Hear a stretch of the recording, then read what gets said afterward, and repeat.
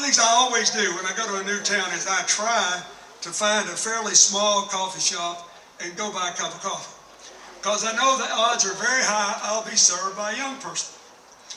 So the other night I was in, ironically, New York City, and I seeing my granddaughter, and I was in a very good humor when I left her, as I always am, and so I just looked for a coffee shop I'd never been in. So I walk in this little store and I order a cup of coffee, and this nice young lady's there, and she said, "Boy, I hope your wife wins. She was a good senator for us." I said, "Thank you very much. How long you been here?" She said, 5 years on and off. I said, "What's the off?" She smiled. She said, "When I'm going to college." I said, "What's the on?" She said, "When I'm paying for it." I said, "You still living at home?" She said, "Oh yeah." I said, "I couldn't afford to make my college payments and pay rent, so Mama lets me stay at home." 5 years. Will she ever get done? I met a young woman in Nevada the other day who came over from California to work for Hillary, who had $100,000 in debt from law school.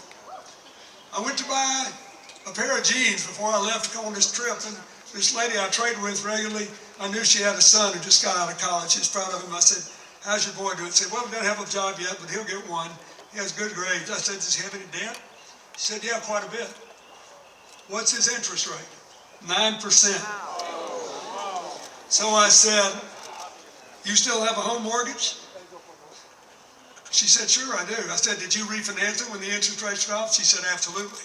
So I said, "What's the interest rate on your home?" She said, "Less than 4%. Now, how crazy is that? The son, starting his life out, is saddled with a 9% loan, where the parents have refinanced the home at under 4%. Why is a student loan the only loan in America you cannot refinance?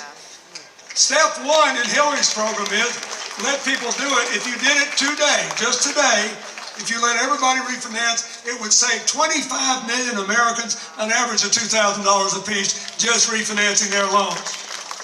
We ought to do it.